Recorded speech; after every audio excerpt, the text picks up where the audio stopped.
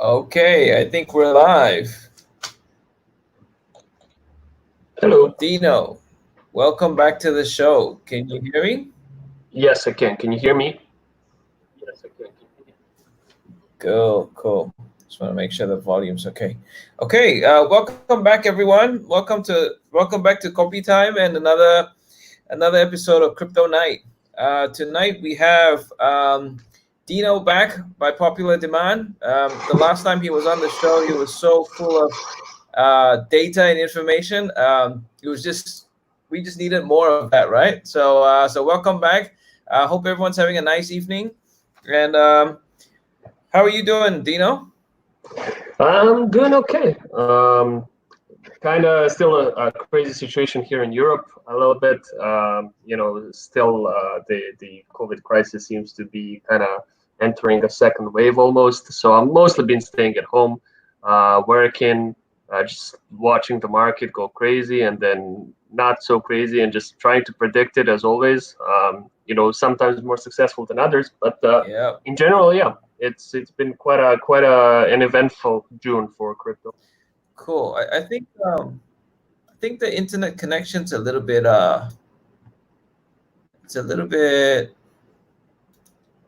patchy. Is it on my end? Wait, let me can you say something, Dino? See if everyone can hear us. Everyone, can you hear us? Can you hear us okay? Testing 1 2 3. I am currently on my I'm connected to my internet via cable No. because I thought it would be better, but I can switch to Wi-Fi. Last time we spoke, it was via Wi-Fi, so maybe that's more reliable. I don't know.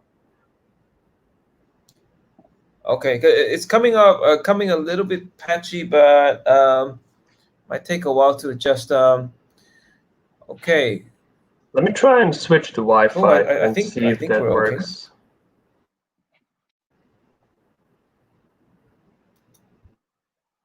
Yeah. Okay. Cool. Just to make sure, we'll let the Okay, audience. let's see if that made any cool. The difference audio whatsoever. So I okay. just switched to Wi-Fi. Can you hear me now? Cool.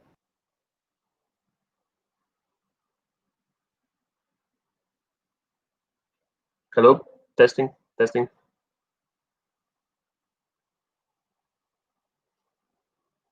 Hmm.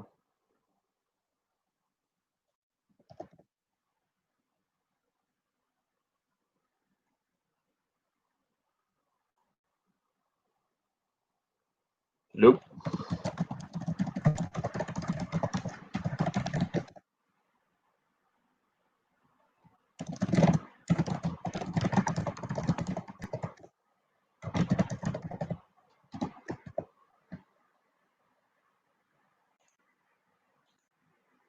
Hmm.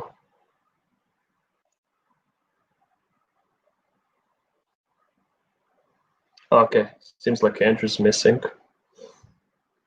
Am I still live though?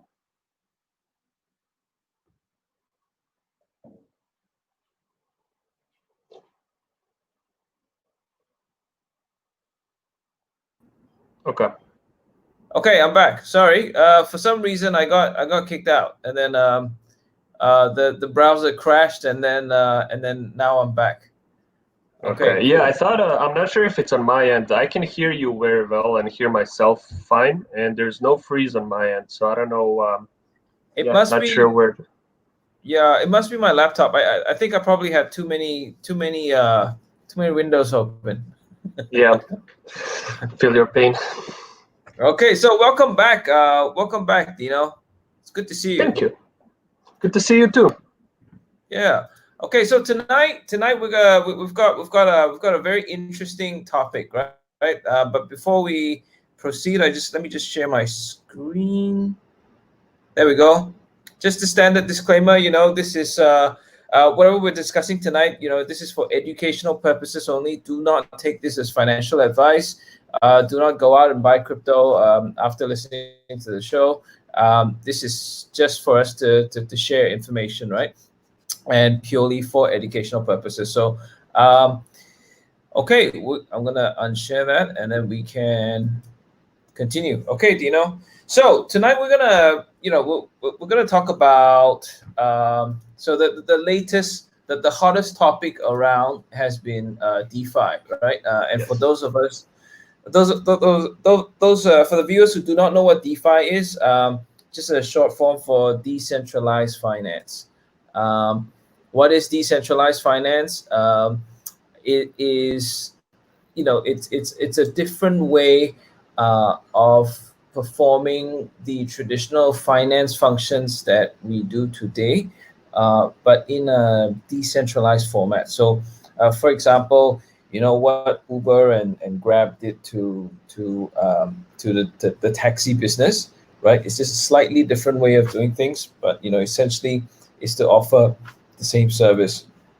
There's been, on Twitter, there's been a lot of chatter about DeFi and what they call yield farming, and stuff like that. And so I think so Dino's the knowledgeable one, right? So Dino's gonna share a bit about that with us. And then obviously, the whole reason we bring Dino on the show is because Dino's with Santiment.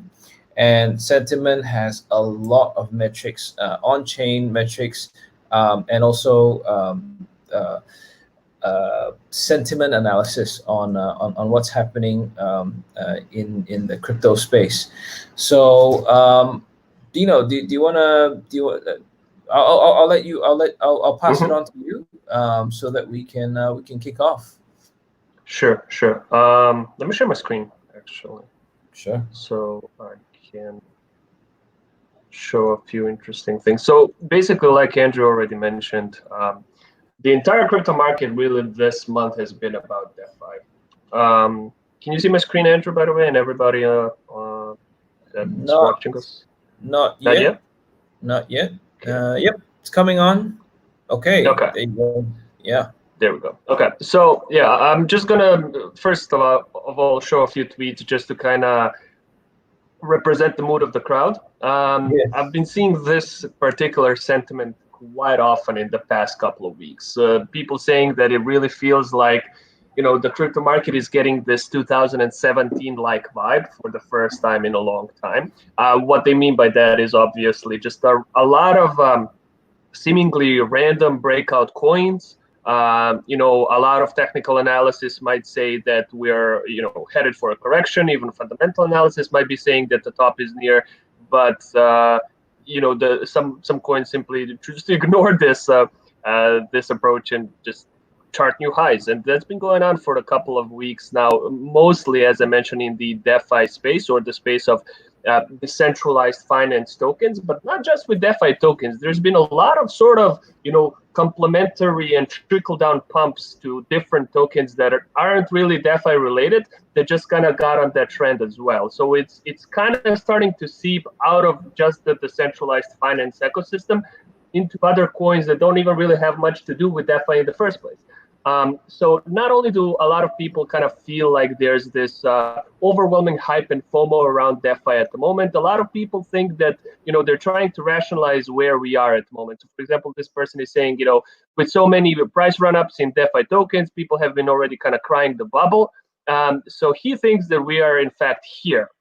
As far as the DeFi curve is concerned, where we're just gonna take it off, we're not even close to the first sell-off, and then there's gonna be a lot of sort of different parameters and milestones before we really start getting to a correction. So this is something that I've been seeing on the charts, and in a minute I'm going to show some of our data as well that seems to really support this idea, validate this idea that people are overwhelmingly bullish at the moment about anything and everything DeFi.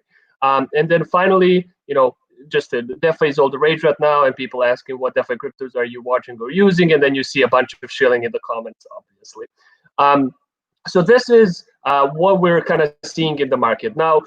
There's a good reason why we are seeing this sort of sentiment. So, for example, on Sandbase, app.santiment.net, which is our main intelligence platform for crypto assets, which is where we have over 50 different metrics and indicators for cryptocurrencies, including, on-chain analytics, social media analytics, development activity data, sentiment metrics that we have recently added, I think, since I've been on the show last time. And also we've added derivative metrics for Bitcoin and Ethereum since the last time I've been on the show. So this platform is constantly growing, and you can get, a 14-day trial to all of the metrics. And then afterwards, if you want pro access, it's $49 a month. But one thing that I wanted to mention, a lot of things on the platform are free. One thing that I wanted to show is we have these watch lists where basically we try to, kind of add a bunch of coins that we think are interesting at the moment into a single sort of, watch list or a dashboard, and try to compare their sort of performance over time against other parts of the market. So currently, this watch list is something that we've created maybe a few weeks ago. We call it DeFi Summer. Essentially, it's a list of about 40 coins, I think. Let me just check. It's actually 28. It's not even 40. 28 DeFi-related tokens that we wanted to keep an eye on. And we wanted to keep an eye on their performance versus the performance of the entire market. So this watch list looks at all the assets that we have in our database. This is thousands of different crypto-related coins.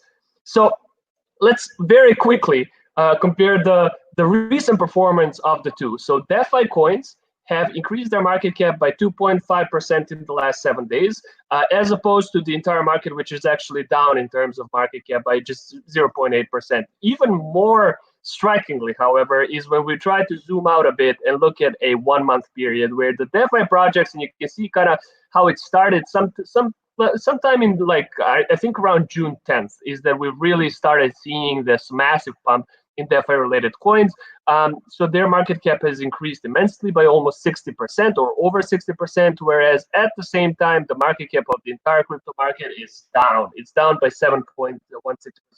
And now we're also looking at the actual volumes. Looking at the entire crypto market, the volume is down by 50%, so essentially half, whereas the volume of these DeFi-specific coins is up by 56%. So you can definitely see why there's a lot of hype around these coins specifically, is because they're just outperforming the market at the moment.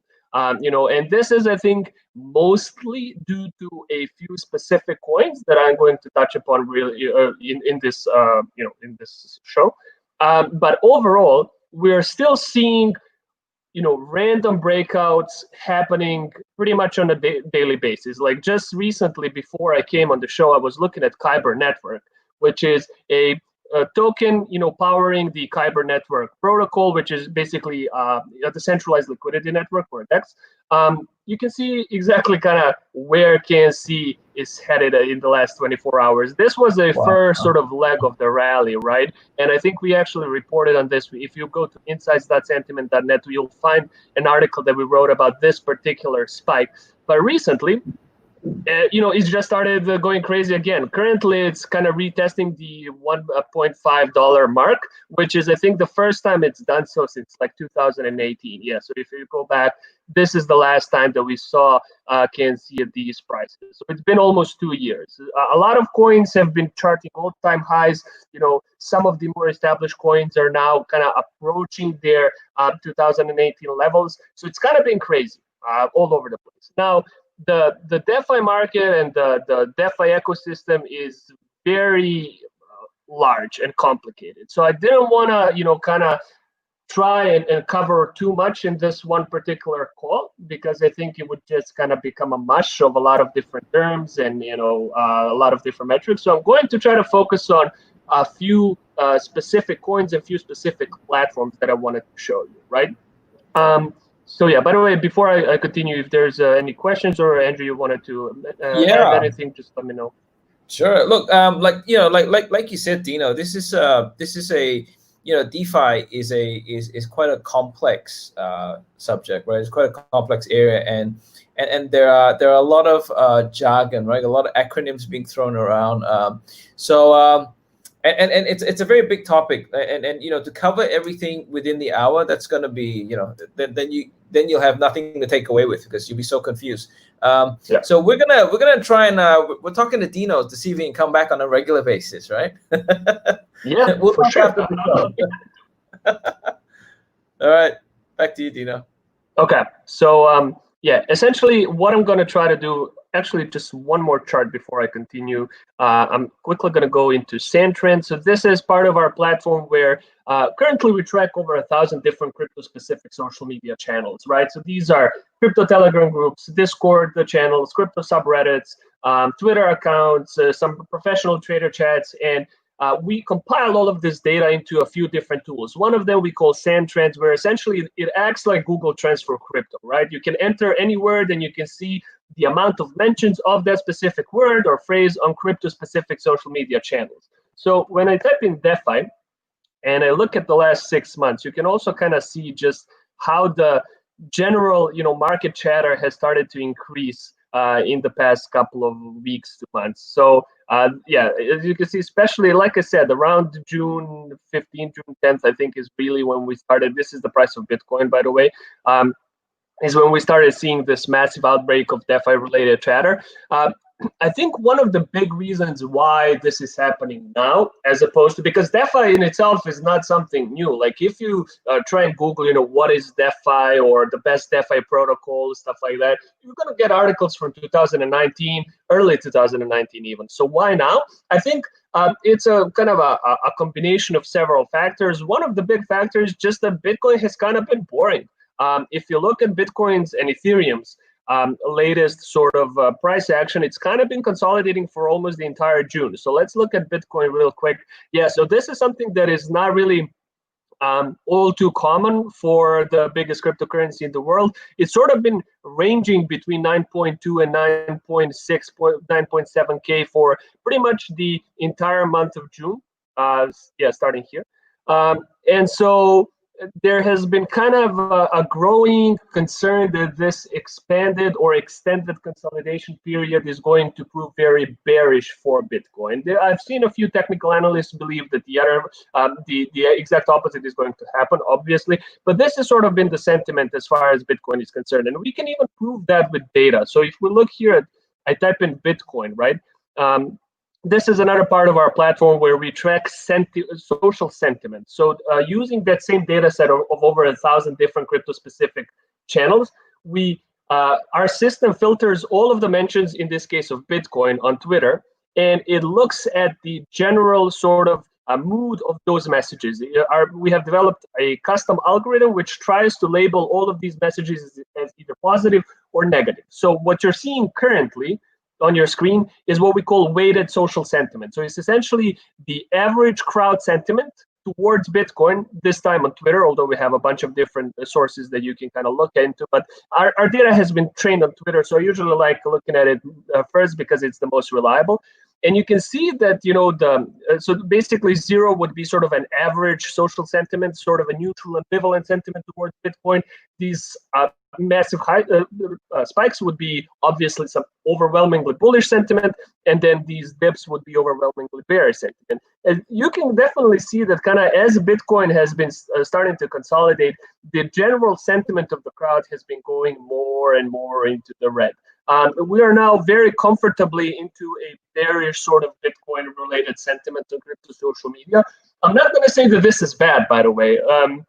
I wrote an article very recently about this. Once again, if you go to insights.sentiment.net, you'll be able to find it, where I kind of make the point that, a lot of times we've actually seen Bitcoin correct or, chart local tops, not from a predominantly bearish sentiment, but from a predominantly bullish sentiment. And this is something that we've seen a lot of times for many coins, not just Bitcoin. I'm going to show, current sentiment of a lot of DeFi coins, which is also very bullish, as you might expect. But just generally, if you look at the sort of the last 2 years for Bitcoin, starting, let's say from here, you can see that many of these local tops as well as all-time high tops have been kind of correlating with a relatively high Bitcoin or bullish Bitcoin sentiment, whereas most of the breakouts actually came from a relatively bear sentiment. So this is the time where the crowd really doesn't believe in Bitcoin's short-term potential. And this usually, like, for example, look at right here after the Black Thursday dump, right? This is usually a good time, or has usually historically been a good time to get into Bitcoin. Obviously, this is not financial advice. I'm just reading the historical precedent, set by this chart. So this is, as far as trying to put into context why DeFi coins are breaking out now. I think a big part of it is just because Bitcoin and Ethereum have kind of not been doing a whole lot of anything, right? And looking at Bitcoin, so Bitcoin's general volume, I think I have a chart here. I hope I didn't like cancel it before I came here. Okay, I actually did. But let me show you real quick. I wanted to show you the difference in the volume trends for trading volume for Bitcoin versus other coins, that are kind of notable in the past couple of weeks. So this is the volume for Bitcoin, and you can kind of see just the trading volume has been going down ever since the mid-May. Essentially, it's the same thing that we're seeing for Ethereum. This is the volume for Ethereum, and now let's compare it to a few altcoins. First of all, Cardano, which isn't necessarily it's not a DeFi coin, but it has been gaining steam regardless. Let's look at a few DeFi coins or coins that are kind of related to the DeFi sphere, like BET. Let's look at maybe Ren, right? Because I know Andrew likes Ren quite a lot. And then maybe let's look at the 𝐾𝐞𝐻. Okay, so this is Bitcoin, right? This is the volume of Ethereum. And then we have the volume of ADA, which is on a rise. We have the volume of BET, which has also kind of been rising. We have a volume of Ren, which is quite high, and volume of 𝐾𝐞𝐻, which is, once again, kind of, especially today, we're not seeing the massive spike here, but especially today, it's been growing like crazy. So a lot of the general trading volume has been kind of shifting from these top caps, or the coins with the biggest market cap like Bitcoin and Ethereum, into these altcoins, both DeFi and non-DeFi related. So this is reason number one why I think the DeFis are breaking out right now. Reason number two is actually very specific, and it's tied to one specific platform called Compound. Now, I don't know how much people are familiar with Compound in general. Compound is a decentralized finance platform, or it's a lending protocol. You can go to Compound and you can lend a certain amount of specific coins that they support, and you can gain interest for lending, or you can borrow a specific amount, specific ERC20 coins, and you accrue interest that need to repay afterwards. So one reason why I think this entire sort of DeFi movement has kind of sped up is because Compound has released their own coin. Compound, by the way, is probably the most popular lending protocol for cryptocurrencies for a while now. Not just since it released its coin in maybe 2 weeks ago, but even in 2019. So a few weeks ago, Compound started to distribute their own token called Comp, and you can see like we've started on Sandbase. We started. Let me go here. We started to collect on-chain data for it, but it's still very young. So, don't expect to really try to figure out all too much about what could happen with Comp and the price of Comp based on its on-chain data, because it's only been like a couple of weeks. But this is the price of Comp since it launched. So it's kind of been insane, right? I think that when it started trading, it really, the first price was somewhere around $60, and then in the next couple of days it shot up to 350. So this was a massive story in the crypto market, and in general, I think a lot of people, all of a sudden, Compound became the biggest ERC20 or just generally DeFi related coin by market cap, period, in a matter of days, right? So Maker used to be the biggest DeFi related coin by market cap. Compound has overtaken that baton from Maker, right? And you can see the trading volume for it just continues to grow. Now, Dino, yeah, go ahead. If I can just stop you there for a little while. So for the viewers who are wondering what the Compound what Compound is, so as Dino said, it's a decentralized finance platform. So traditionally, right now, if you want to take a loan, you have some properties, you go to the bank and you say, hey, I would like to refinance my house or refinance my property, and you can have the property as collateral, right? Then you lend me a percentage of what the property is worth. And this process can take a while. It could take months, right? So Compound, as we talk about DeFi, right, decentralized finance, is you now hold digital assets. So you hold digital assets that can be, any of the any digital assets, right? As what Dino's showing right there. And you can then go to the platform rather than the bank. You go to the platform and you pledge, right? So you lock up your assets, right? And you borrow. I suppose you can borrow in any denomination, right? You can borrow in USDC, which is 1 USDC would equal to $1, or you can borrow in a bunch of stuff, right? So I think I talked about in previous episodes. So you now pledge your digital assets, which is worth money, right, to the platform, to essentially it's to the system. The system then releases USDC to you, right, or USDT, which is the equivalent of US dollars. Then you go do what you need to do with it, right? And in a previous episode, I talked about Mariano Conti, who bought a car, right? So he pledged his ether and he bought a car, right? So then that others will take it to trade, and you can use it for, I don't know, doing renovations for your house. But you can that's essentially what Compound does. Now, Dino talked about the Compound coin, right, or the Compound token. That actually gives you, because it's a decentralized platform. Dino, correct me if I'm wrong, but does the Compound token comp, does it give you a voting right? Yes, in the Compound, it's essentially a governance token, right? So you can vote on different sort of changes to the protocol and to interest rates using the comp token, or you can also trade it. But the main purpose of the comp token, or its main utility, is as a governance or voting coin at the moment. Cool. Yeah, so you can see here, for example, a few recent sort of proposals that you can vote on Compound with the coin. Now, reserve factors, updating interest rate models, stuff like that. So the reason why the DeFi kind of ecosystem has blown up, I think, is in big part due to Compound. But Compound in general has affected a few coins more than others, specifically those coins that are currently available to supply and or borrow on Compound. ERC20 coins like Basic Attention Token, 0x, and Augur.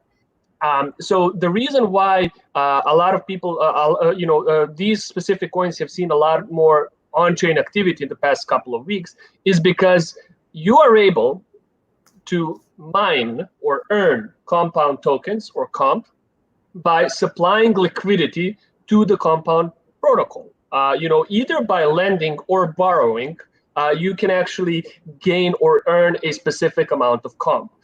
So it's the reason why a lot of people have, supplied their own BATs and reps and 0x coins into the Compound system with hopes of not just earning interest rate or yield, but also earning and minting or mining comp tokens. So for example, we wrote about this specific phenomenon a few days ago, the comp effect and how it impacts specific coins. So here we talked about BAT, 0x, and rep. These are the three coins. As you can see, there are markets for it on comp, BAT, 0x, rep.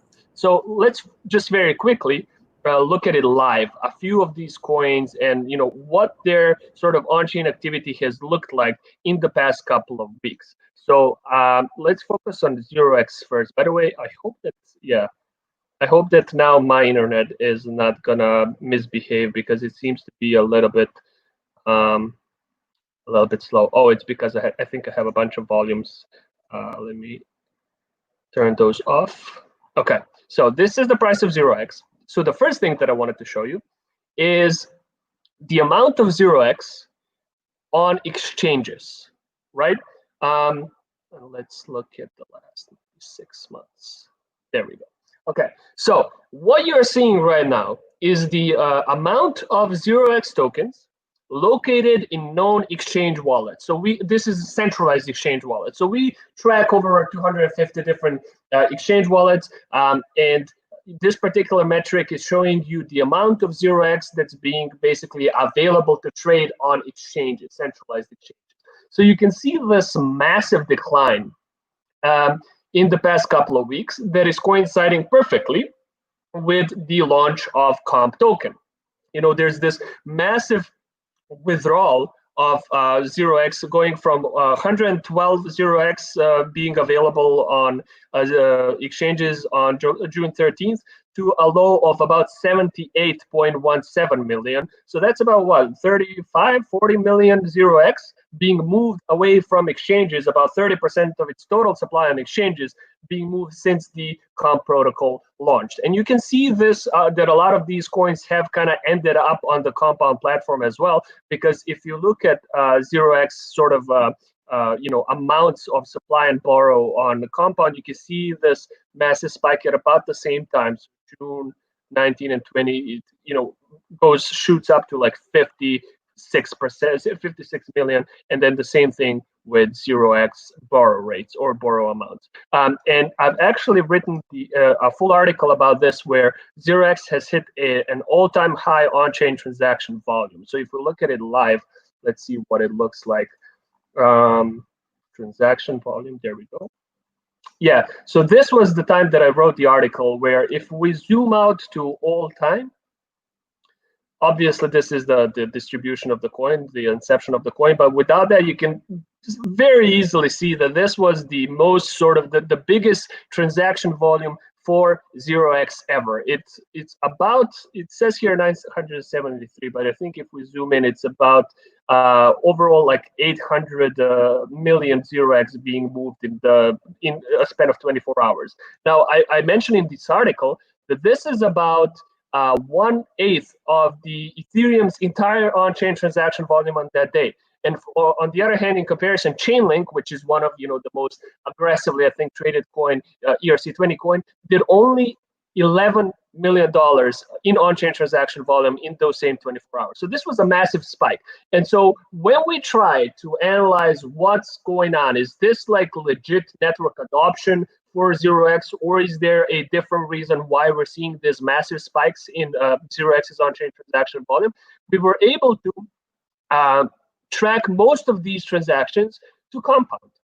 So what you're seeing right now is a part of our platform we called Sand Data, where you can go here to transactions and click top ERC20 transfers. And if we want to look at 0x, we can just quickly, you know, type in 0x, and we can look at the top transactions for 0x in a specific time frame, right? So if I wanted to, for example, because this was the all-time high transaction volume, if I wanted to look at transactions, the biggest transactions of 0x on this particular day, I can zoom in here, and I'll be able to see all of the biggest 0x transactions, you know, recipients, senders, senders, recipients, as well as the amount. So I mentioned in this article that most of these have been, you know, either people supplying 0x to Compound or borrowing from Compound. Sometimes it's even the same address that's sending millions of 0x to and from Compound, I assume, in order to, you know, both yield farm and also earn comp tokens. And this isn't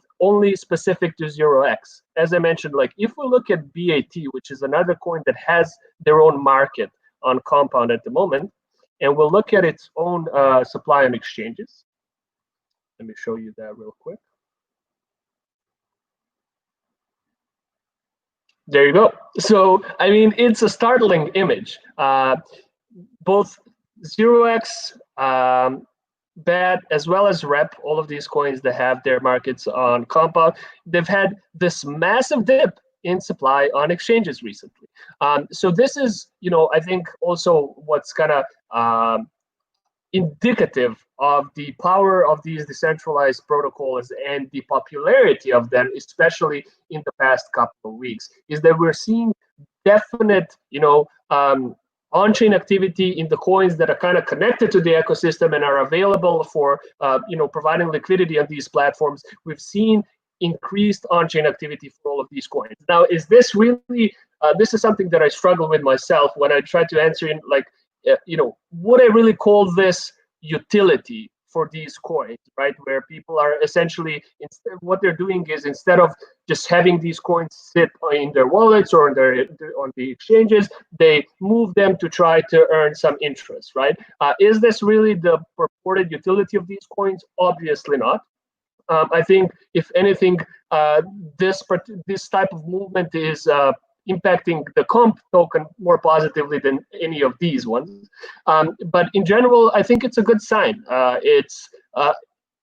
What it tells me is that the hype is not without reason. I think we are seeing sort of network clues and indicators that the DeFi season is in fact ramping up, and that people are in fact using these decentralized, finance solutions, not just lending protocols, but also DEXs, derivative markets. They're using all of these decentralized finance solutions more and more frequently, and more actively. So this is, I think, one thing that I would kind of keep an eye on in the next couple of weeks and months is, what is the network activity relating to these coins that are being traded, or that are being that you can provide liquidity for on these platforms. If their network activity continues to go crazy like this, I think as long as it does, there's a lot of fundamental support to really say, okay, the DeFi season is still sort of ongoing, and it's still kind of in an uptrend. For example, the complete or total value of Ethereum locked in all of these protocols, decentralized protocols, is currently at about $1.7 billion. This is an all-time high. So the actual amount of value being locked in these protocols has skyrocketed in the past couple of months. So in general, I think this is probably one of the biggest reasons why we're seeing the spike in DeFi-related coins. And these are some on-chain clues as to why it's happening, right? So this is just a brief sort of overview of the comp effect and how it's impacting the coins that are being provided as liquidity on their platform. You can check out more on insights.santiment.net, read all of these articles. Like, for example, in this one, we mentioned that Compound, the address, the Compound's address is now the biggest holder of this is BAT overall. So the Compound address holds the most basic attention tokens out of all of different addresses, even more than Binance.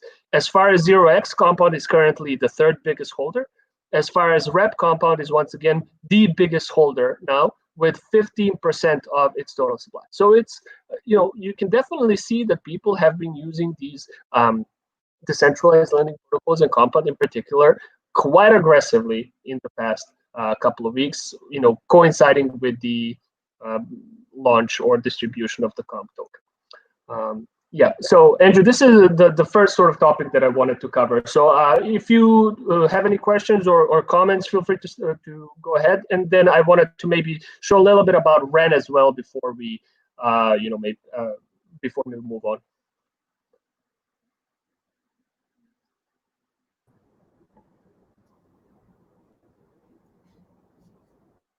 By the way, can you still hear me?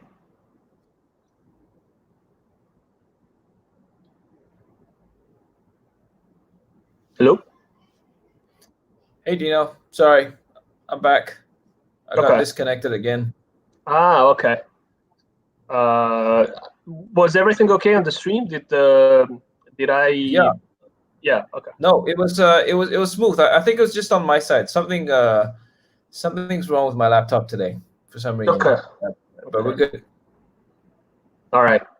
Yeah. So as I mentioned, like if you're interested more in exactly how the compound yield farming works, we have an article on that on our platform. And if you're interested about the effect of its coin on different ERC20 assets that are being provided as liquidity on compound, go ahead and read it on our site. Now, Andrew, I know you're a big fan of Ren. I mean, big fan. I know you asked me about Ren in the past, what I think, and how high I think it can go, and in general, what the sort of long-term potential might be. And Ren is definitely, one of the coins that has been gaining a lot of attention in the past couple of months and weeks. With specific DeFi related reasons. So yeah, do you want to kind of maybe give a brief introduction about Ren, and then I can kind of talk about what's been going on with the coin as far as its on-chain and social data recently? Yeah, sure. I'm looking forward to your analysis, Dino. So we actually had he was the COO, right? We had Michael Burgess, the COO of Ren, on the show maybe 3 weeks ago, or 2 or 3 weeks ago. He came on and he explained what Ren was and what Ren does. So I probably won't spend too much time. I'm more interested in listening to your analysis. But for those who are new, the new viewers, Ren is essentially it's many things. But if you think of it, when you use your phone today, right, and you want to do you use a browser, or you go to Instagram, or you go to Twitter, or you do your web. Underlying it, there are these things called protocols, right? That happen, and what we all use on our phone, on the laptop, or on your iPad. There's this thing called TCP/IP, right? It's a protocol. It's a language that translates what you want to do to send things around. Essentially, that's what Ren does, except in the blockchain space. But I'll let Dino share his findings. Sure. Okay. So yeah, I think one of the sort of the big things that Ren is trying to do is it's trying to provide sort of a trustless alternative to tokenized Bitcoin, which is a very sort of hot topic, because with most of these DeFi projects are built and live on Ethereum, and currently, if you want to kind of use Bitcoin in order to get into DeFi space and leverage it in any sort of way within decentralized lending protocols or other DeFi related solutions, there's only a limited number of solutions. Interoperability challenges abound as far as providing tokenized Bitcoin on Ethereum. So Ren is trying to do to introduce a trustless tokenized version of Bitcoin that you can use in all of these DeFi projects. So one of the things that the reason why we wrote about Ren extensively recently is that Ren launched their mainnet on May 27th. So if we look at its charts here, May 27th was here, right? So it launched it around here, and then you saw this sort of a smallish spike, not really all that much as far as its price action is concerned, at least not related to what happened afterwards, right? But one of the things that we mentioned in our article is that with this mainnet launch, right, one of the things that you were able to do now on Ren is you were able to start running a dark node. So Ren's entire, I don't want to get too technical or get into complicated concepts, but with the Ren virtual machine now being live, which enables cross-chain lending, exchanges, and collateralization, you were now able to stake a minimum of 100,000 Ren and run your own dark node. So dark nodes, essentially, if you run your own dark node, you give your own bandwidth and computational power and storage capacity to Ren VM, and in turn, you earn a share of the entire volume that is being transacted through the Ren protocol. So one of the things that we've seen, which was kind of very optimistic or positive about Ren's mainnet launch, is that we've definitely seen a lot of addresses actually staking 100,000 Ren, which is a lot of money. It's about $11,000 now. I think it's more, right? Because it's about, what, 15,000? Yeah, now it's more. Yeah. So when we wrote about this, it was still kind of hovering at $0.1 dollars. So it was a lot of money, and we saw. So I can show you here this particular chart. We saw this in effect on our network activity chart. So this particular chart is showing the number of Ren holders, or number of addresses holding more than 100,000 Ren. And you can see that they've kind of been accumulating a little bit in the past couple of months. It went from 750,000 Ren to 800,000 here at its peak. And then right at the mainnet launch, we had this massive drop in the amount of addresses holding more than 100,000 coins. And this has been, coinciding perfectly with the launch of the mainnet and with the amount of addresses moving their coins to the dark node registry.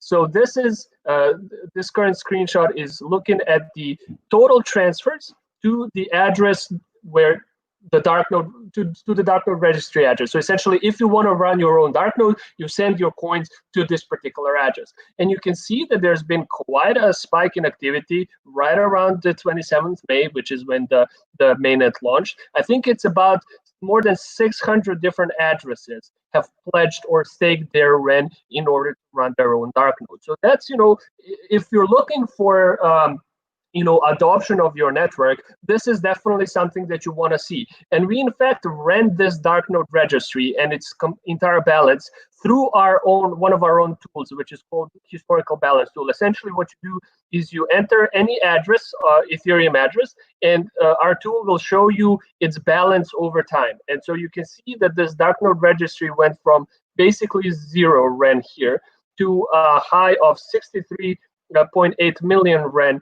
at the time that we wrote an article. And actually, if I go to this link here, let's see what it looks like now, because it's been a few weeks since I wrote this article. And it keeps growing. So let's see. Yeah, it went from 68 when I wrote it to now almost 100. Yeah, there we go. It's actually 99.9 million REN at the moment. Yeah. So hey, Dino, that's almost 10% of all the REN available, right? There's a billion REN. Yeah, total supply is 1 billion. So we've got almost 10% tied up.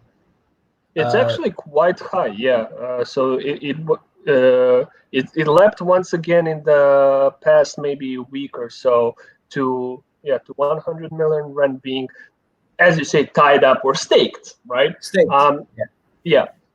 In this particular dark node registry. Now, obviously, this should in turn and did in fact contribute to the price action of the coin, because I think a lot of these coins not only went from these larger holders and large addresses like I showed here, but they also there was a correlating dip in the amount of REN on exchanges. So people were withdrawing their REN from exchanges and moving it to the dark node registry, which in turn kind of diminished or reduced the supply of available REN to trade, and therefore I think at least partly impacted the price action of the coin and contributed to its rally. Like, for example, if we look here at the coin supply, and actually, let's look at the withdrawals for REN.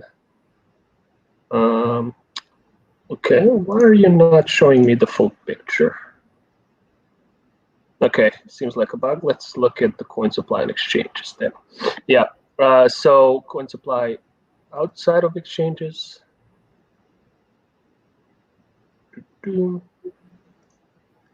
So Dino, essentially, if 10%, so if 10% of the coins or of the tokens are staked, that means only 90% of the coins are still not staked, right? I mean, it's still floating. Right. Right. Yeah. Right. I mean, assuming that, so I'm not entirely familiar with other sort of places where REN is maybe currently tied up. I don't know how much is there, how much the team has, the other big holders. But yeah, the REN's total supply is 1 billion REN. The address holding the dark node registry address holds 100 million. So, anyway, what I wanted to show was that this was definitely, I think, a good sign for REN as a project, right? We can also see when I click on age consumed, we can see this conglomerate of spikes right around May 27th, 28th. Let me zoom in so you can see this. And basically what this is indicating, what age consumed is this particular metric tracks dormant or the activity of previously dormant coins. So of coins that have not really changed between addresses for a prolonged amount of time. So essentially what that means is that if you see a spike on this graph, or like a string of spikes like you saw here, this indicates that a substantial amount of coins that have not really moved between addresses for a while have now started moving again. So this means, I think, that a lot of people have kind of, people that have been holding REN for a while, maybe even, hoping for a way to, or another use case for it, have now been presented with a use case and started kind of, and moved a lot of their coins to dark node registry. Now, I will say that it hasn't really been all, not all REN has been moved to dark node registry at this particular point in time. So as I showed here, when you see the coin supply on exchanges, there's actually been quite a big spike in coin supply on exchanges overall. There's been a lot of withdrawals individually, but overall the amount of coins REN being moved to exchanges has outshined the amount of REN being moved away from exchanges around the mainnet launch. So what this is basically telling me is that a lot of people were expecting a huge pump connected to the mainnet launch. And I think this is probably one of the reasons why we haven't really seen a REN breakout immediately after the mainnet launch, is that there was this massive amount of sell pressure that has been kind of building around the REN price action, right? So there's been, let's see what this is. So 318 million to 340. So that's about what, 30 million REN being moved to exchanges in maybe 48 hours, tying to the mainnet launch. So that's a lot of, like, for a coin that has limited liquidity, maybe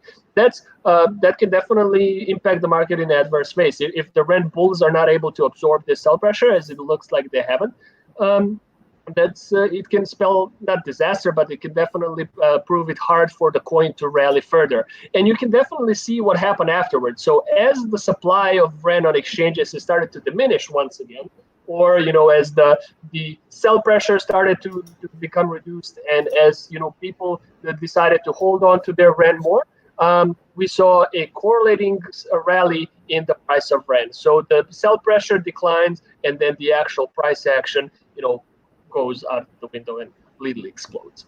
So yeah, it's another sort of interesting thing that I wanted to show. And one other final thing that I wanted to mention, I think, as far as REN is concerned, let me see if I mention it here. No, okay. Let me do a live sort of demo then. So I wanted to talk about how you can figure out where the tops are for specific coins, and basically, how was I to know that REN was about to kind of correct itself here? So I'm going to make this fairly simple, hopefully, because I think last time I kind of tried to explain too many things. So one of the most basic ways that I like to look at potential top formations is the amount of daily active addresses. So essentially what we've seen here is that so this is showing daily active addresses for REN. So basically the amount of unique addresses that are interacting with the REN coin on a given day. By interacting, I mean either sending or receiving REN on the blockchain. So we saw this, huge sort of spike or rally in the REN's daily active addresses, mirroring the actual price rally as well, right? And then right at the top, we saw it start to decline. And this is something that we see very often. We even have a name for it at Santiment. We call it price DAA divergence. By DAA, I mean just short for daily active addresses. So when you see this growing divergence, let me zoom in a bit so maybe you can see it a bit better. Yeah, so when you see the amount of network activity start to decline very suddenly, even though the price is trying to push upwards once again. So you have this divergence between the actual network activity declining all of a sudden and the price trying to push a new high. It is usually, or sometimes, can indicate a short top formation and a difficult time for the coin. Like if we look at the all-time high or all-time for REN and look at maybe it's 2019 tops. Yeah, so we're looking here at REN's price action from February 19 to February 20. So it's the same thing that you will spot at several of REN's previous tops. Let me zoom in a little bit more so you can see exactly what I'm talking about. Yeah, so you can see here this massive spike in daily active addresses, right? And then we see the actual network activity start to kind of retrace back to pre-pump levels. People are kind of moving on to other things. The speculative interest is kind of waning, the crowd interest is waning, the actual use of the network is declining. The price has tried to push a new high, but it was doing that on a declining network activity, on a declining fundamental support, and it was no longer able to do so.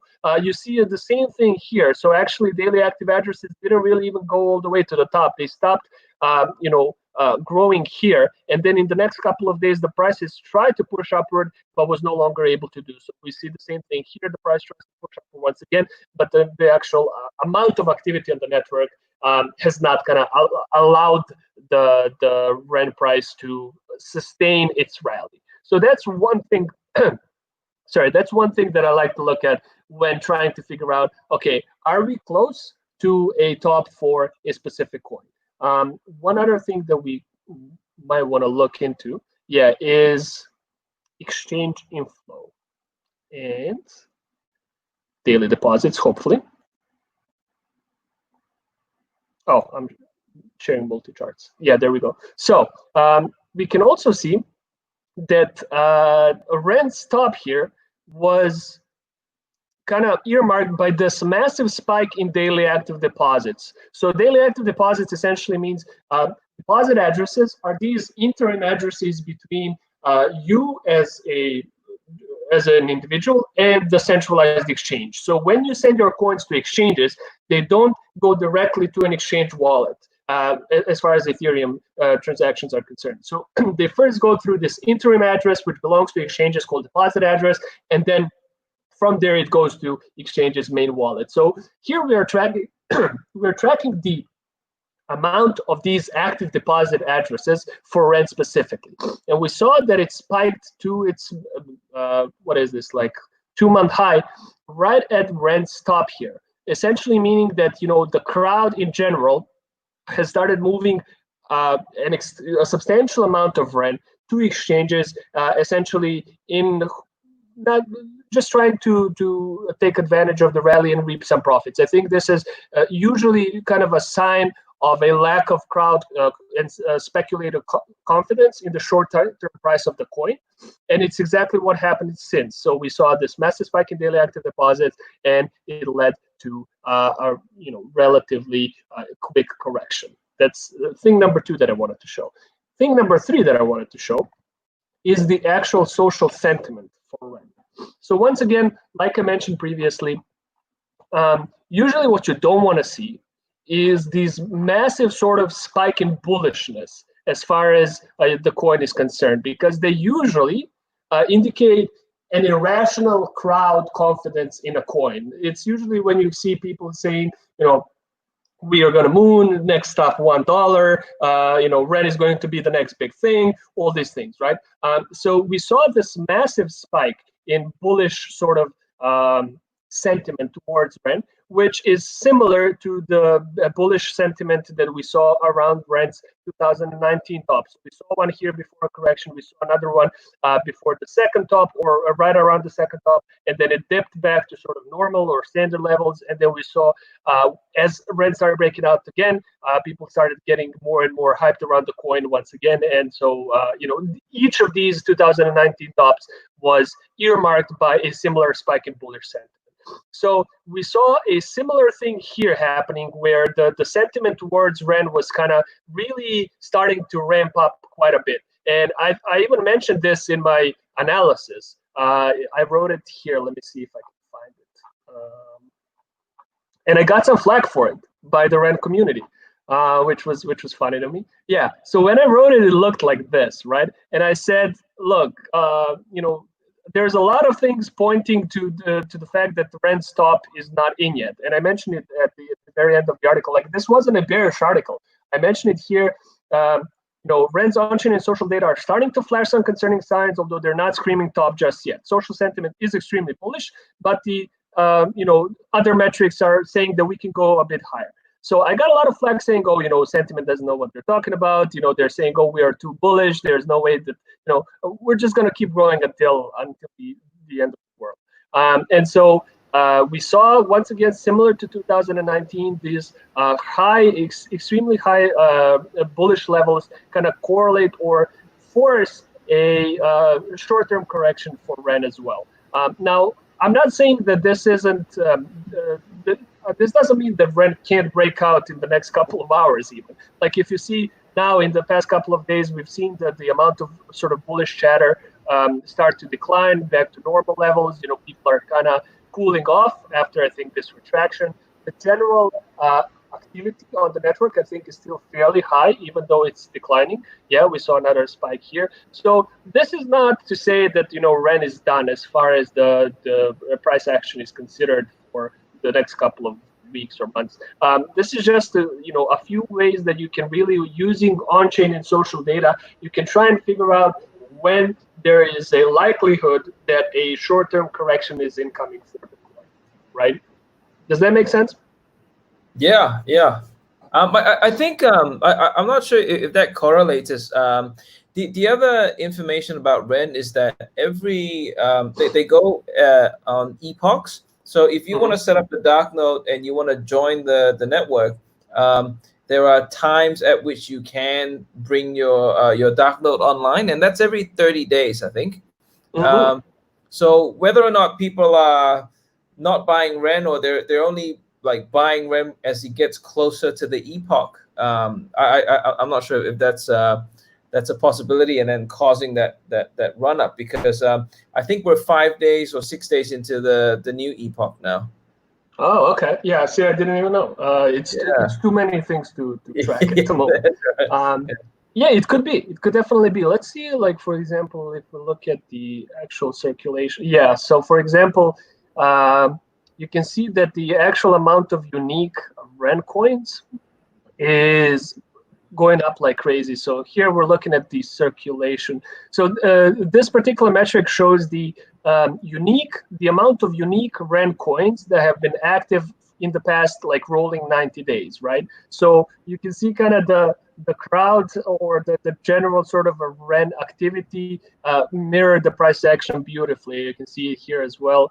The amount of REN that has been active in the past 180 days just kind of skyrockets, just along with REN's price action as well. So there's definitely been overall an increased activity as far as REN is concerned. Now, some of it I think is just related to the mainnet launch and just, you know, general sort of another use case that has been presented for REN, but a lot of it has still been speculative in nature. So I think, you know, keep an eye on the exchange inflows for REN, keep an eye on the amount of daily active addresses and its crowd sentiment. Just for starters, although we have, you know, dozens of metrics, I would say focus on these three metrics at first to try to understand where are we at the moment as far as, you know, REN related sentiment is concerned.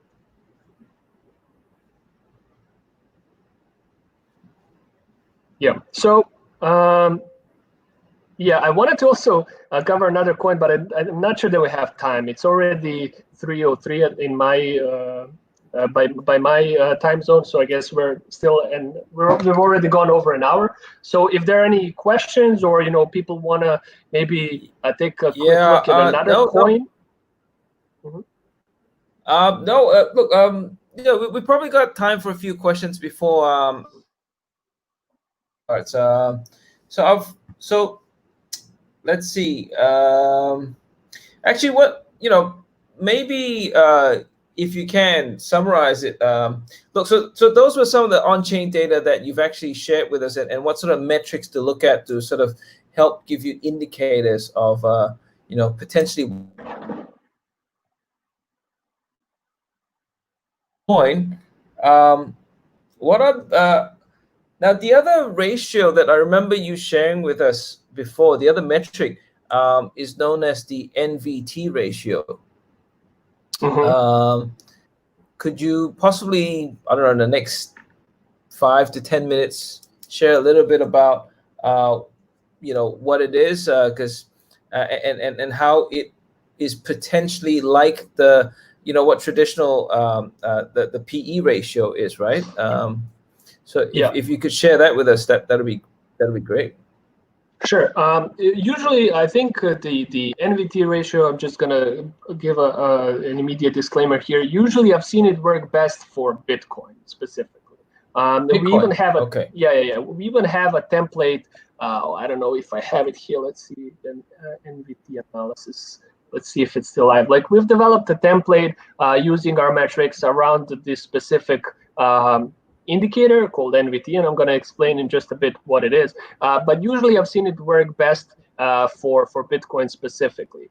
I don't know if it's currently live, because I know the devs have been kind of doing some patching up on it. Let's see if it shows up. So I can show you kind of how the Nvt tries to predict the movement of Bitcoin. It's been fairly on point in the past couple of months. Cool. But okay, while we wait, so what is Nvt? Nvt is it's crypto's version or crypto's attempt to create a PE ratio for cryptocurrencies, a valuation method, right? So the way that Nvt is calculated is that you take the coin's market cap or its total network value, and you divide it by the coin's on-chain transaction volume, or the actual amount of value being transacted or moved on the network each day. So the idea there is that if the coin's market cap is too low compared to the actual amount of value that is being transacted on the network, that is being pushed around the network and its holders, then the Nvt kind of signals an undervalued condition, because it's saying, look, the network overall, the market cap is too low compared to the actual value or the amount of, the amount of coins and the amount of transactions that are being actually involved or that are being transacted on a daily basis. And then vice versa, if the coin's market cap is too high compared to the on-chain transaction volume, or the on-chain transaction volume is too low, meaning, not a lot of people are maybe interacting with the network, there's not a lot of value being transacted on a daily basis, then the Nvt ratio says these are sort of overvalued conditions for this particular coin. So it seems like my Nvt template is broken at the moment, but I can show it. I can show it here for you guys. So let's see. First, let's look at Bitcoin's Nvt ratio.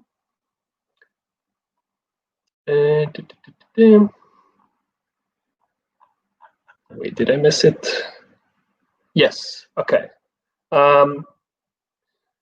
Yeah. So essentially, here you can see. So high Nvt usually indicates kind of overvalued conditions, and then low undervalued conditions. And you can kind of see that sometimes Nvt is able to pinpoint places at which the current market conditions are too overvalued, and a correction is likely. So if you look at Brent's network Nvt, or network value to transaction value ratio at the moment.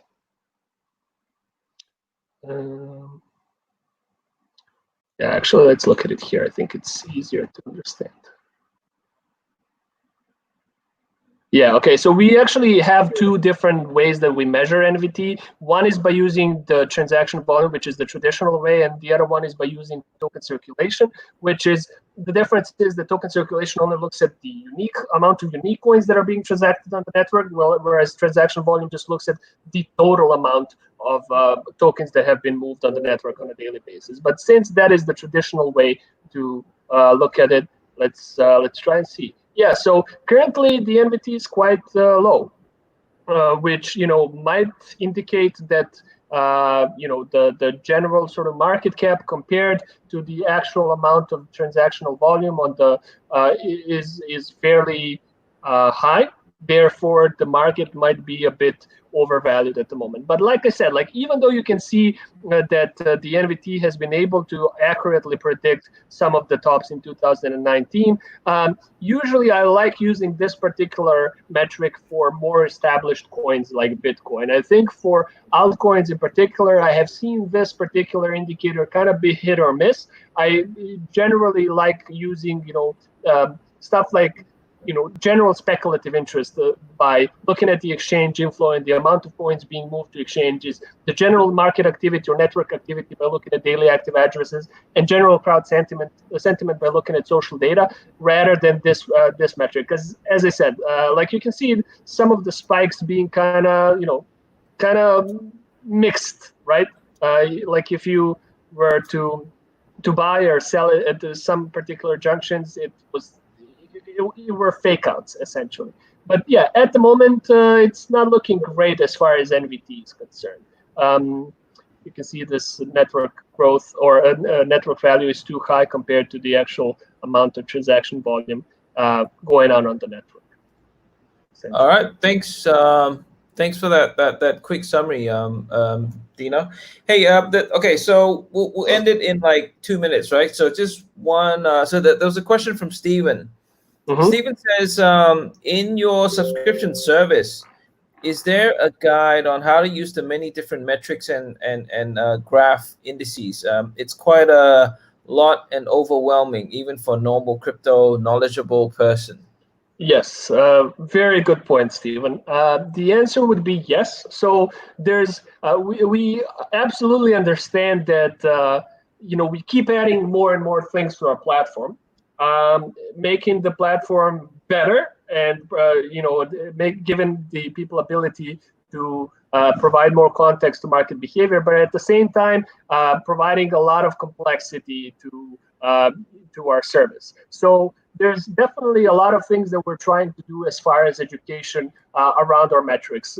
That's why I've mentioned insights a couple of times already during our call, because on a daily basis, me or somebody else from the Santiment team, we write these very detailed use cases or examples of how we ourselves use these metrics to try and read into market behavior. So just yesterday I wrote about a bunch of on-chain clues that QNT was about to dump. So if you really kind of want to start easy and look at particular use cases for particular metrics, I would start by reading our insights, because that's where we put our metrics to the test and show specific examples of why or how you can use them to predict market behavior. That's number one. Number two is each of these metrics has their own short descriptions here, and then you can get more info and watch how to use the metrics as well. I don't think that we have done the best job as far as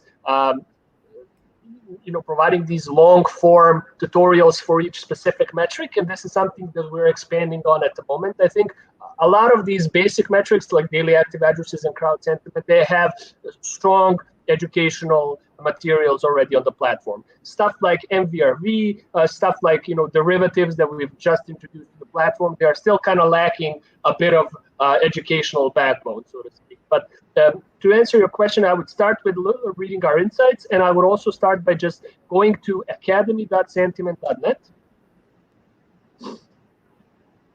and clicking on, let's say, Sandbase. So this is where you can kind of see different ways, different features of our platform and use cases for different metrics of ours. So I wrote a bunch of stuff about how you can use various leading and lagging indicators on our platform, and you can type in any metric, I think, here as well. Let's say daily active addresses. Yeah, and then you can see metrics definition, how to access it via our API, data type, stuff like that. So we're trying really to focus a lot on education, because we're aware that a lot of these metrics are very complicated. So yeah, go to academy.santiment.net for more sort of individual explanations of each metric. And then go to insights and read our stuff that we publish every day to really see how we combine all of these metrics to analyze a specific coin. I think that's the best way to learn, is just looking at a specific example, real-time example of how we analyze the market with our own metrics. All right, thank you so much for that, Dino, and thanks for your time, jumping in with us tonight and doing a massive brain dump. Which is probably just a fraction of your brain, right? Like that, you've just done this massive brain dump on of the metrics and on what your platform has. So thank you for that. We hope to see you on a regular basis. Yeah, I think it's time for the Mandarin session. It's 9:15 now. Thank you, Dino. We hope to see you soon. Yeah, have a great day. Thank you as well. Thank you for having me. Definitely would, happy to join, the call every now and again to kind of talk about what I'm seeing on the market. Any questions that you guys have, feel free to. I'm on your Telegram group, but also, if you want to talk to me personally, you can check out our Discord and ping me there directly. Yeah, still need to figure out. I still feel like I'm trying to explain too many things in these calls. So next time I'll try to make it even more sort of succinct and go just like very disciplined, bullet point by bullet point. But yeah, there's just too much data that sometimes I get lost in trying to explain. It's difficult when you have so much up there, right, Dino?